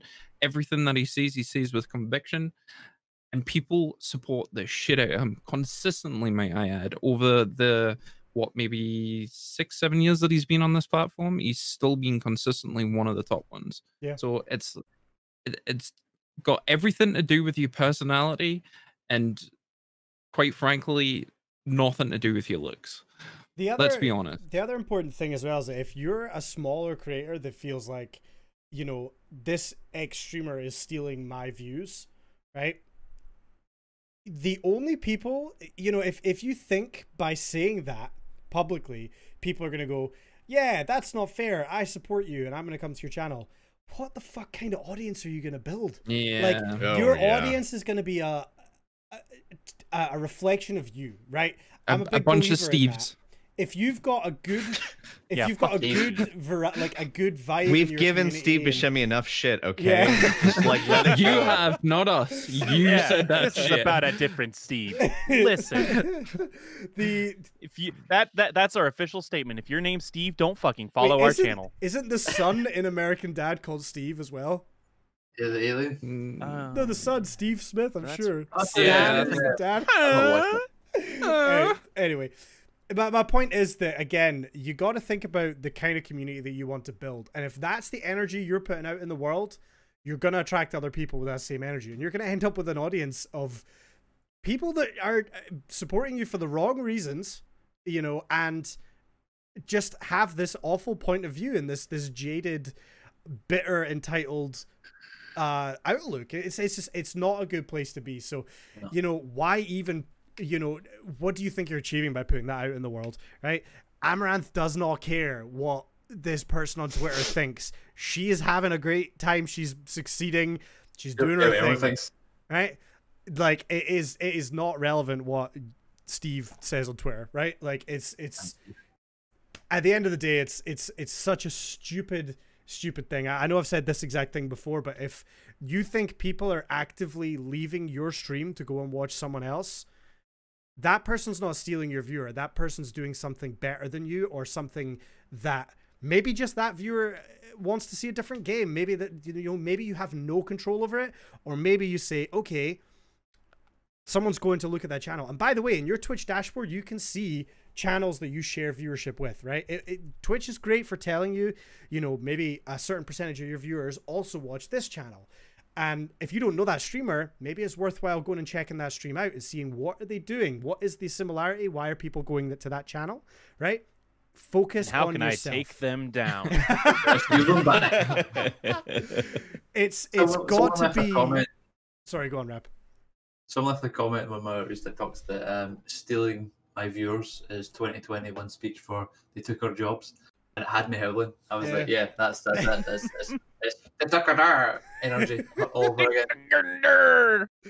It's ridiculous, and I think that in the long term, it's going to help you as a creator more to look at it as, what can I do to stop X viewer leaving my channel and going to watch this other person? How can I improve myself rather than just sit there and be bitter and jealous and just, you know, have this negative outlook? Because you're either going to quit streaming or you're going to power through it. And I think if you power through it, you got to look inward, like we've said so many times, at your own content, your own style. You know, I think the big message is just that social media, people are out there doing crazy stuff, and don't be drawn into fake engagement. Don't feel sorry for someone because they've been streaming for X amount of years and all that. You know, you don't have to be guilted into doing anything. Your time is your own. If you want to watch a streamer, watch them because you enjoy it and you have the time to do it. Never feel like you have to do it out of guilt. Like, that's just so wrong. It brings us back to the mod conversation we had last week, where it's like, you know, a moderator, you know, again, for my channel, I was saying, like, I never feel like there should be any obligation for a mod to be there. And I never would want someone to feel like, oh, I'm missing that stream, I feel guilty. Yeah. No, that's the wrong attitude to have. And if a streamer's trying to make you feel guilty like that, that's just, it doesn't fly in my book, really. It just doesn't. There was one more we talked about scams. It was I think it's the first one I saw on TikTok that I felt strong enough about to make a response to, and it was someone saying, like, comment, and follow with your Twitch link on this post, and I'll pick someone from the list, and I will draw them a new logo for their Twitch stream. And it was an artist, a digital artist, and I was like, seems like a lot of engagement on a post if all you're going to get back is a logo for your Twitch stream. And I'm assuming the guy's not like contacting you and he's giving you like free options or there's any sort of go between. He's going to draw something from you, and congratulations, that's what you've won. And no disrespect to the guy's artistic abilities, but it was like Fiverr quality. You know, we talk about those Fiverr logos; they all look the same. They all look identical. Well, yeah. To be fair, there's some incredibly like creative people on Fiverr. Like, I understand what you're trying to say, but these logos were dog shit. Yeah. So this guy, like, you get the Fiverr one where it's a cartoon picture of your face, so it'll be a white face with a beard for me, and it would say my name in big bold writing, and that's it. Congratulations, that's what you got. I got 4,000 new followers, and I'm now pushed up. But I looked at the art he was doing and the previous ones he'd done, and it was all it's all copyrighted characters. They had Goku. They had Goku with green hair. They had Kratos. Someone got Naruto. Someone got the main character from Bleach, whose name I can't remember. And I was looking through them and I was thinking, Ichigo. Yeah. Thank you, Eve. I knew you would know. Strawberry. And I was like, yeah. So if you use those on Twitch, your channel's getting taken down because those are all copyrighted and you don't own them. Yeah. We've said before, that's the next wave. DMCA. Sorry, girl, I don't know. We've talked about we've talked about DMCA with audio. We've been saying for how long that emotes and artwork is next. You're gonna get DMCA'd for that shit. It's coming. Because it's already in the Twitch TOS that you're not supposed to be using things that are. Absolutely. It's also within the like, I don't know if how much you've actually seen of this, but if you can, anybody can do a live DMCA now. And within the drop down, it is emotes and overlays or a certain section within it that you can actually. The channel right now. Where do I go? I can't remember. But we'll just go under report. So this guy was giving me great material as a prize for commenting on his post. I was like, all you're doing is setting people up to get their Twitch channels taken down, so you can get engagement on your. And I looked at his account on Twitch tracker, and since he started posting these, his numbers were through the roof. That's how we steal viewers. We get other people DMCA'd with free stuff. It's like a Trojan horse in 2021. Yeah. It'll be like, here's a new follow alert for you, and it's just NFL. And then we claim them as well. We make our own sounds and then we claim them. Yeah. Your beard's not even 2 feet long, pussy. That's pussy. You put that out, then you claim people. Yes. This is perfect. Just there's another 2 feet long, pussy. There's another one that I don't think I mentioned to you guys that I'm seeing on TikTok. A bit of a weird trend on Twitch talk. Sharks are fish. Is that it? No. Sharks are fish. But there's I don't know if you guys have seen this, but I've seen it a lot where someone will make a TikTok and it's meant to look as if they are live streaming, and they have it edited so it's like their face cam, the gameplay, and then they have a message in chat pop up, so it's like they've cropped out one thing in chat, and it's always someone famous, right? The first one I saw was a girl playing Minecraft, and then it was Dream the massive Minecraft YouTuber was in her chat, and she's having a conversation with Dream, and it's meant to be like she doesn't know who Dream is, and she's just this wholesome streamer that is just out to have fun and good vibes. It doesn't really understand anything, and this TikTok blew up. I can't say for sure, but I'm 99% sure that didn't happen, and it was all made up. But all of the comments are like, "Oh my god, I can't believe it! Oh, Dream saw this," and everyone's tagging Dream, and it's blowing up. It's blowing up. And people don't know that it's not real. It's fake. I'm seeing it all the time. I saw one yesterday with Carl Jacobs, right? There's been a bit of controversy with, I say controversy, there's drama, right? And I'm not going to get into all that because it's, my opinion is ridiculous, right? But there's a lot of drama around Carl and with Mr. Beast. You sound really invested on this. Yeah, well, I'm not going to dive into that. That's a whole different topic that's not for this podcast. But next week's video. the Condescend. What about Carl? I like him, right? I have nothing against the guy at all. I think the fact that people are mad. This thumbnail is getting better and better. I'm digging a hole. I think the drama's bullshit. I'm not getting involved in that. Like, I don't know all the details, but from what I've heard, it's bullshit. But anyway, he's a name that's trending right now. Mr. Beast, big YouTuber. So of course it's this streamer is playing, and Carl Jacobs is in the chat, and he's saying, "Hey bro, I'm recording a video. Can you turn off copyright music?" And the streamer's like, "Nah, I'm just, I'm vibing. I'm just gonna leave it as it is." And it's like, "Oh hey, but do you not know? Like, check out the YouTube Mr. Beast channel." And then the streamer's like, "Oh, no self-promoting," and he bans him, right? And at first I thought, oh, this is like a parody. They're kind of making fun of this trend, but I watched it again and I was like, it doesn't seem like the guy's making a joke out of it. It seems like this is meant to be real. And all the comments are like, "Oh my god, this dude just lost out on like $10,000. If he just turned his music off, Mr. Beast would donate." And everyone thinks this is real. And I'm seeing it all over the place. And of course, because I'm watching these, my TikTok is recommending more of the same bullshit. But it's like, people don't realize I could do the same thing, right? With Ludwig. Do it then. Do it. It's so much effort, and I don't want to. It's crazy. It's also not worth it, because what happens then when the person that is being used for this clout chasing? You mean when Ludwig shuns Condi publicly? God. No. I don't mean. I will disappear from the internet forever. What happens? What happens when it breaks bad and there's a person who then tries to make one of these videos? They do something that is like defamatory, or like something that the person's going to push back against, and then you've got someone who does make thousands of dollars or hundreds of thousands of dollars in a few months on a platform, and they have a legal team, and they put a hit out on you.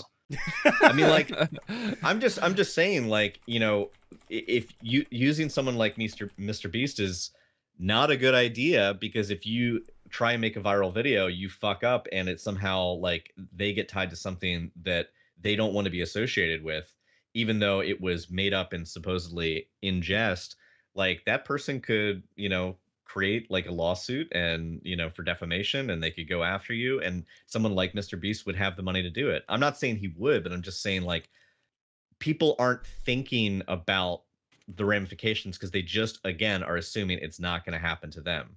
Like, just deal with reality. Like, video games are already enough of an extension of fantasy for us. Like, don't start bringing that shit into your day-to-day and like try to make that part of your branding scheme, because there's a lot of ways that they could break bad, especially if the person that you're roping into it is not privy to it. If Condi and I, like Condi and Humps had like a joke beef.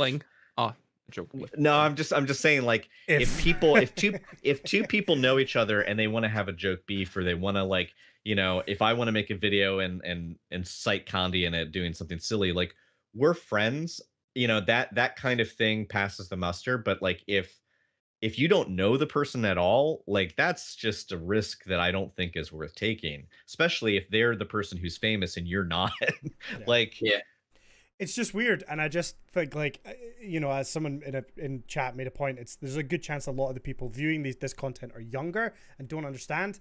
But I don't know. I hope that's the case, because I'd like to think it's obvious that these things aren't real, but the attention that some of these videos are getting makes me think that people are really believing this stuff. And you know, there's a lot of stuff going around on TikTok that's not real, that is fake, and it's just more of the same stuff. And particularly with the Twitch side of it, which is clearly what I'm mostly seeing on my For You page, you know, We have some just be aware drastically of it. different For You pages, by the way. Guessing yours looks a bit more like humps as I'm well. just saying. I've been blocked by so many people that I don't have a Twitch talk.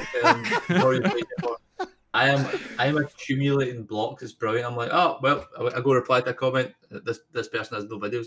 Oh yeah, they do. Oh, I've been blocked. I mean, I've seen like sort of two sides to that one, Condu, with the sort of fake videos. You get like the fake one where PewDiePie came and donated £400 to me on Twitch, and you're like, is it immoral? Is it just? If it's fake, like, are you trying to fake it so more people can watch you, or? I don't really see much morally wrong with it, apart from like it is lying at the end of the day. And then the other one was people doing like fake shots on Call of Duty. Say, come watch this stream. Look at this amazing shot I had. And he only got caught out because the colour was for a hit marker instead of a kill. And someone was like, "That's the wrong colour. You've messed up." And it's like, ah. And they look back at like all his videos and like all of your clips are fake. And you've accumulated all these Twitch followers on the back of fake Warzone clips. I am gonna try and keep it like 100 with the Warzone clips, right? But there's a trend going around just now where like the girlfriend will come in and she'll like peek over the streamer's shoulder and it's like, if you wipe this squad, I'll let you smash all night. And I'm like, oh my god, this is cringe as fuck. And then he's He's already playing Warzone. Why does she think he wants to play Super Smash Brothers? There has been one where he's like he picks up the Switch and then she's like, not what I meant. That's good. That's good. I went over to Smash and she didn't have a Switch. Oh, it's so fun. I'm going to make a new TikTok. I'm going to superimpose me in a costume, just the webcam, over famous people with their clips of doing squad wipes.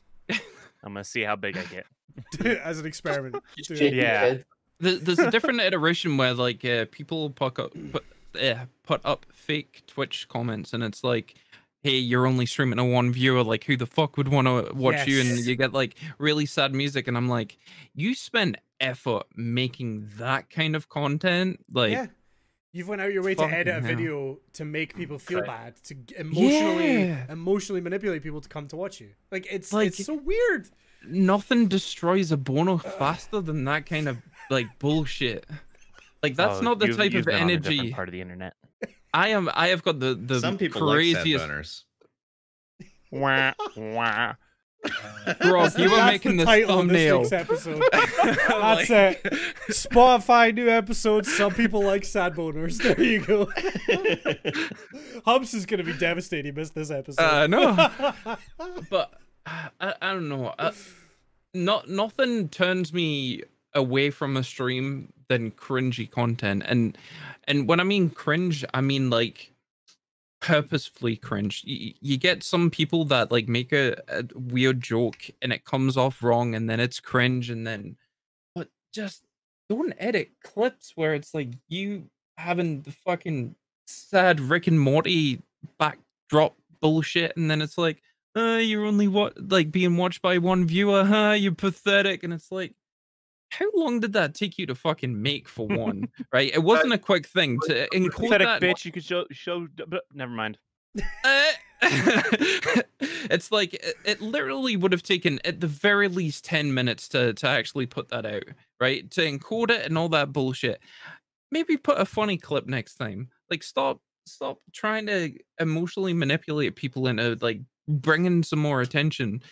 Either you're doing it in an ironic way, which it's still tasteless, or you're doing it because you genuinely think that it's a good fucking strategy to generate traction to your Twitch, but it's pathetic. It is horrible to even think that you spent time and fucking effort doing shit like that. Nobody is entitled to viewers. Nobody is just entitled to get viewers for no reason. You gotta work hard. Except Ludwig, right, Candy? By the way, I'm taking a screenshot of that, Grog. I just think it all comes down to that entitlement of, you know, people should be watching me and not this person. And, you know, It's just not the, as Cyber says, it's not the way to grow your community. That's not a strategy that's going to work for anybody long term. Can you name any big streamer that got famous because people felt sorry for them? You know, like, no, you can't. It's crazy. I am not going to pretend to be an expert with TikTok or social media at all, but my genuine belief is make content that is genuine. Make content that you think is a good representation of you and what you do. I just take clips from my stream, maybe edit them, maybe throw some subtitles on them, and I throw it all out there and see what sticks, right? You know, if you're really trying to be smart about it, look at what time of the day works best to post, look at what hashtags work best, see what's sort of trending on the platform.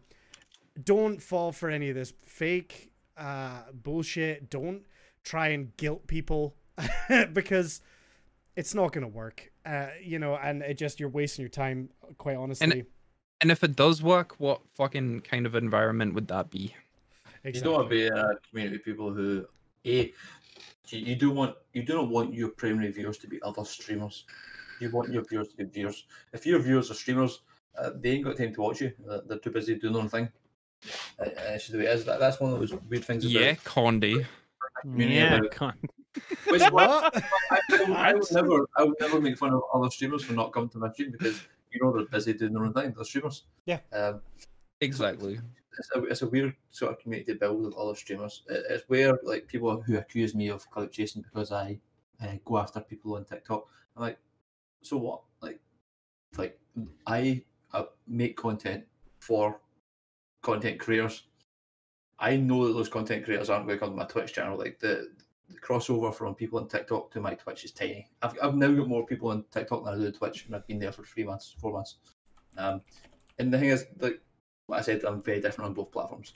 But I make content for content creators on TikTok. I make content for viewers on Twitch. It's very different. If you get into the trap of having most of your viewers being other streamers, or you start that follow for follow stuff, you're never going to have a huge viewer base because they ain't got time to watch you. They're too busy growing their own streams. Just like you should be doing. Yep. Wise Wee words. dick. I was going to say that, but I have said it. I did want to say, because I know we're talking about like content creation 101. I don't want to keep you guys too late. I don't know what time you just want to go off at. Well, you're fine. Don't worry about it. You all know I can talk for days. If anyone's thinking of using TikTok, do it. Like Condé put me onto it in January, and I did what we all did, and I was like, lol, cringe. It TikTok. took convincing. I was at you for ages. I was like, lol, cringe, TikTok. I'm 32 years old. I ain't going to TikTok. I don't want to see people dancing or hitting the wall or whatever. I ain't doing it. And I was like, yeah, cool, whatever. So I went on, started posting clips from straight from Twitch, like download the clips, down highlights. Don't put them in that stupid straight across because it doesn't fit your phone properly. You okay there, Eve? Even Don't fucking worry about it. I the kicked my camera on accident, and then She So for walled way anybody too hard. listening, for anyone listening, we have our own group chat, and sometimes during the podcast we send some things to trip each other up, and this was one of those times. I don't get to look at the group chat while we're live, so I get to see it all afterwards, which is fun. perfect. You can. So if you plan to use TikTok, what I did, and I'm not saying it will work because I'm undecided if it worked or not, but what I did was you sit and you list 21 video ideas that you have, whether it's a clip from a game you streamed, whether it's a point you want to bring up, whether it's a wee tip that you came up with that you think something looks cool in OBS. 21 ideas, write them down, write a script for them, especially for me because I am terrible speaking, especially when recording. I have to record my TikToks like 3-4 times before I get them right. Write a script for them. Sit and hammer them all out in one day. Post them 3 times a day for the next week. Post them morning, noon, night. Check your analytics, see what works for you. But yeah, and that's what I did for a week. And that's what kept me on TikTok and on Twitch. Because like I said at the beginning of the show, I was thinking it's just packing in. I was like, do you know what? I've seen this idea. I'm going to try it. But like I said, 21 ideas. Make sure that they are educational, or they're funny, or they're controversial, or you're asking a question. Makes them something that people want to interact with. Like, it's all good saying like a general, here's how you do this on OBS, and say, oh cool, keep going. Here's how you do this in OBS. what do you do on OBS? Makes people comment on the question, and then it pops up and people make it funny. People want to like if it's funny because they want to go back and show their friends. Controversial is another one. Like me, you start fights with people on TikTok all the time. People want to comment and tell you they're wrong. That's fine. Tell me I'm wrong. I will listen to you. I mean, you're wrong. But it's great because it just drives you up the algorithm. Don't go make bad advice, because then I'll come and find you on TikTok to make bad advice. I'm dreading the day Rab comes and starts a beef with me on TikTok. So the thing, like a good friend of mine, Brett, one of the Conde comment the video is one of the first people I followed on that goddamn clock app, and he makes TikTok advice videos for Twitch, and he works in marketing for a very big company down in England that I can't name because he doesn't tell anyone. He works in marketing, so his job is marketing and social media, which is what more than 50% of content creation is. And he made the video saying, yeah, if you can get the idea, you can get the numbers on TikTok to go live on TikTok, the same time you go live on Twitch. Use Canva to create a background on TikTok, put it on your background, and tell people I'm live now on Twitch. Come over and say hello. This guy came out and duetted that video and says that's terrible advice to give people. You don't know what you're talking about. And I was like, really? One, it's pretty solid advice. There's nothing wrong with saying tell people when you're live. What can you take as being wrong about? See, when you go live, tell people you're live. That's great advice. And then saying he didn't know what he's talking about. It's the dude has a degree in marketing. That's what he does for a living. I'm pretty sure he knows what he's talking about. If there's a look at his followers, the guys went from he started Twitch December. He's 700 followers already. Yeah, he knows what he's talking about. It's just the plethora of bad advice on TikTok, especially geared towards streamers, is ridiculous. And a lot of it, like we said, is just to reel people in, to get engagement, fake engagement. Come and join our community. We help blow up small streamers. I did something about that. A account that does that. And I was like, yeah, it's good. You've got 88,000 followers. You follow 12 people. Who are you blowing up here? Yeah. You follow 12 people. 2 of them are your joint accounts. And the third one is Shaq. And I'm pretty sure people know who Shaq is. So who are those 9 content creators that you're helping grow by following them back on TikTok? You've got 88,000 followers. You need to do better. And then the big one for me was the one that really got me wound up was you ever see a video and kind of rubs you up the wrong way, but you're not quite sure why. It just kind of gives you the ick. It was a guy on TikTok saying, come join our community. We help female streamers grow. And I just went, ugh, that doesn't sit right with me at all. Was he in a hot tub at the time? It wasn't. If he was, I'd be fine with that. But yeah, cool, gender equality. He was like, no, we help female streamers grow in my community. I'm like, no, it doesn't seem right to me. If you want to help female streamers grow, why are we joining your community? You're not a female streamer. Also, why are you calling them female streamers? They're just streamers. Let's cut that out right now. They're just streamers. Don't treat them any different because of their gender. And it's like, yeah, we're helping female streamers grow. Come join our community and be part of it. I'm like, no, not at all. Just give me the ick. So I posted that video. Went to bed. Woke up next morning, and the video being downloaded. It had been shared more times than any other video I've seen. It was put on Instagram by a girl, and she left a paragraph of stuff about this guy, about how he'd basically been using the struggles of female streamers to grow. He was a Twitch partner, and because he's a Twitch partner, nobody could do anything about it. He had partnered with another Twitch partner to produce hoodies for support female streamers. All the money was going to help female streamers. No one knows where any of the money went. And because they're both Twitch partners, part of the Twitch contract is that you cannot start beef with other partners, you cannot talk shit about other partners. So they're basically using that contract to just, I can't talk about it, it's in part of the Twitch contract, lawyers are dealing with it.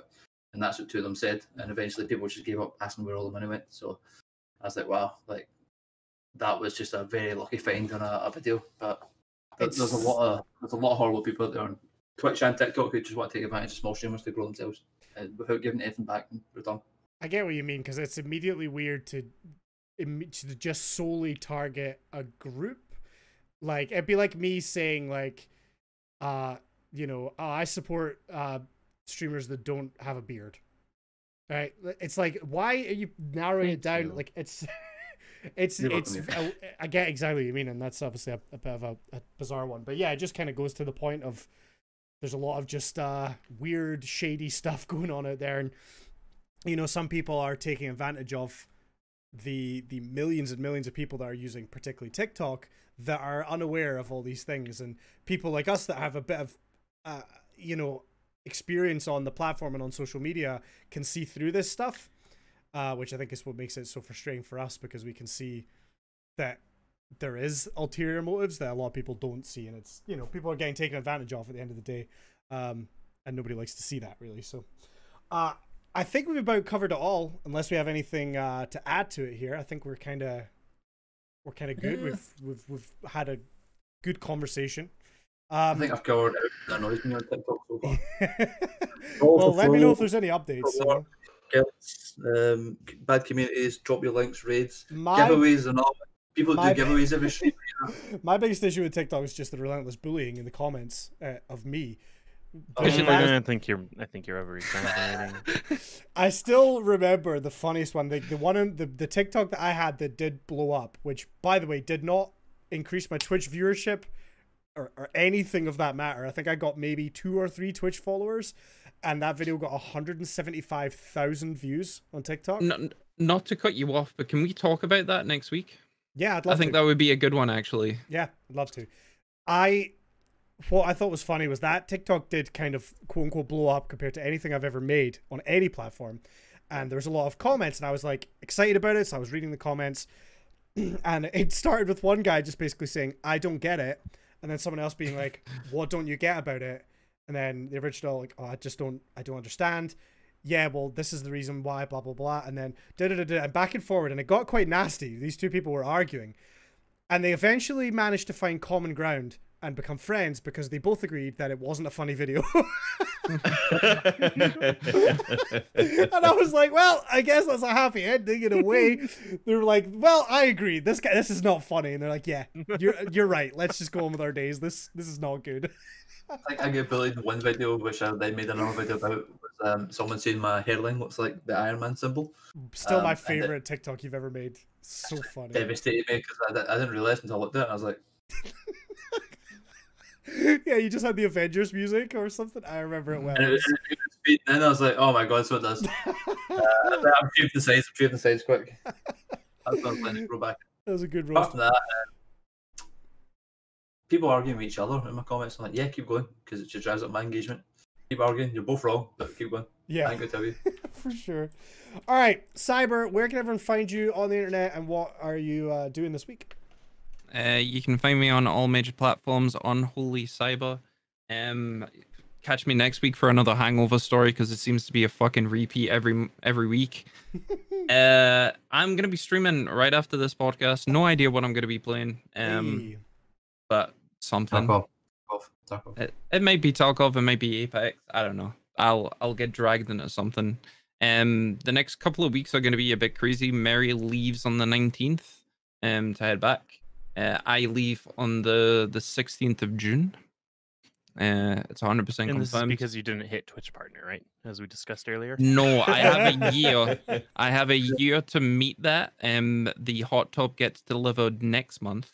Okay. And I'm gonna write it out, and then if it doesn't, by the end of 2023, if I'm not partner, divorce happens, and yeah, and we're not going No. to be talking to you anymore. yeah, You will be excommunicated from the podcast. Yeah. excommunicado. We're gonna have her on in your spot. Yeah, we're gonna have to She cut would- off your tattoo. I mean, who's gonna bring her drinks, right? I'm actually missing her because she's out getting drunk right now. She's at my favorite restaurant in Glasgow, right? And she keeps sending me fucking pictures of my favorite food. Hey, we appreciate not the even here to commitment to the podcast. Exactly. You're fucking welcome. If that hasn't Fuck you, earned a Steve. follow, viewers, then I don't know what will. Feel bad for him. He's Promise of a here retweet. instead of being out drinking. Wow, you should really feel like he owes a follow now. We learned nothing from the last 2 hours. I could have been fucking drinking. Grog, where can everyone find you on the internet? What are you doing?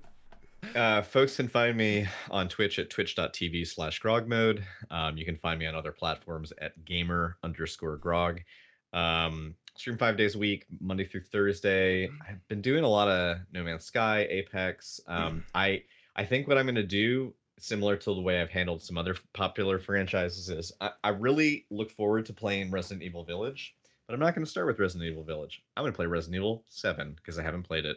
So I might do Resident Evil 7 this week or next, and then probably do Village after that. So when more of the hype is, the directory isn't quite so saturated, because I haven't really wanted to play those games. I think they're really good. And yeah, I'm also really enjoying Little Nightmares, which Lauren and I just started yesterday. We'll be playing more Little Nightmares this coming Saturday. So, and also shout out to DJ who followed us today. He gifted us Little Nightmares 2. So we're going to play Little Nightmares 2 sometime after that. Such yeah. a good freaking game. Garlic Phone.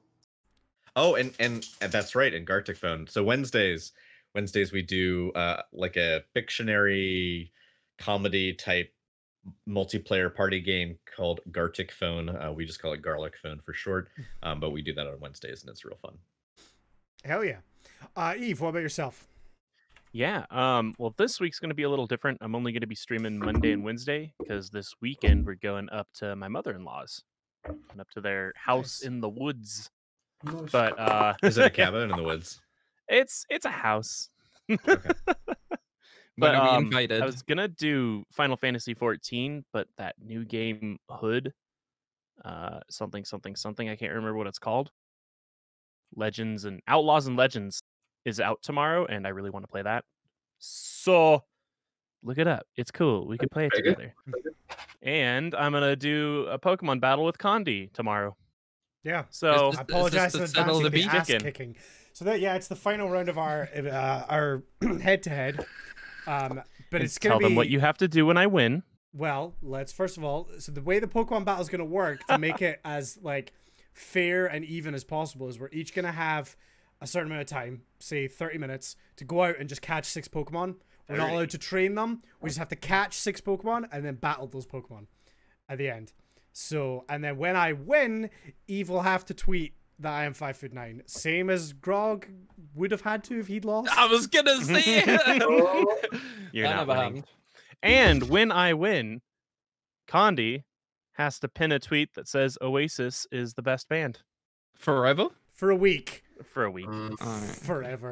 And he can't delete it ever. Yep. That's going to be on there I won't have to permanently. make that tweet, so I'm fine. I'm not worried about it. Oh, no. Right, so when Eve stomps you into the ground, I'll buy you an Oasis t-shirt and you have to wear that and come post on, you it. can't add additional things to the bet. Save it for I our know. showdown, Cyber. You're next. And I when mean, you've Eve already wins, lost one. and COVID's over, I'm gonna buy you a ticket to the reunion tour, and you're gonna have to go watch them. It would be a VIP. I have to meet them. On Facebook, I entered Condi into a couple of those raffle things. Like Oasis giveaways. Yeah. I just keep I getting may have done the notifications. same so much thing. stuff started going into his actual algorithm. She's fucking tagging me in Oasis posts, and now Facebook keeps showing me Oasis shit. It's the most infuriating thing. The most infuriating. Oh, I hate it. I hate it. Anyway, Rab, thank you so much for joining us. I really appreciate you coming Pleasure, on and Robert. giving us your thoughts and everything. Where can everyone find you on the internet, and what do you want to plug for yourself this, in the future? I'm RABTASTIC17 on everything, I think. Streaming this week, I'll be playing some Stardew Valley, which I'm absolutely loving. I have multiple animals named after pretty much everyone here. And TikTok, I post regularly. If you see anyone on TikTok doing anything like you consider shady, let me know. And I'll call them out. I'm gonna start Yeah, tagging you in all the ones I see. Please do. I've told people already. I'm like, so many people block me that I can't see them anymore. And I'm like, no, you're not getting away. Like, I'll screen record your videos and I'll do it. But yeah, like I said, TikTok and Twitch are very different. I'm a very angry man on TikTok. I'm a lot more chill on Twitch. Fantastic. Well, go follow them, guys. The links are there in the Twitch chat if you're watching live. If you're listening, it'll be linked in the video description. My name's Condyfly. You can find me Twitch, Twitter, YouTube, all the places. Condyfly. I have been just knocking out video after video on YouTube, which has been great. I'm feeling good about that. I'll be doing more Apex this week, probably finishing Resident Evil, and just kind of a bit of a variety of stuff. Obviously, tomorrow I'll be kicking Eve's ass in Pokemon, so that'll be fun. You fucking wish. I feel like there was something else important I was going to say that may be gone. Oh, if you are subscribed to the Zero Strategy YouTube channel, which you should be, but if you're not, please subscribe. That'll be linked below. We are in the process of catching up on about 2 months worth of videos, so I had them all scheduled. If you've been subscribed, you might have noticed there's been daily uploads on that channel. That's coming to an end tomorrow. Never. I want to say Never. tomorrow the daily ones end, and hopefully we'll go back to We're weekly. actually doing secret podcasts offline and uploading them on YouTube now. But yeah, so that the spam in your YouTube sub boxes will stop tomorrow, and we'll get back to a regular schedule. On that note, if you are listening to the podcast, we do this live on Twitch, twitch.tv/Zero Strategy Podcast. It will be linked. Come and hang out and talk with us. It's always a good time getting everyone's feedback as we go through it.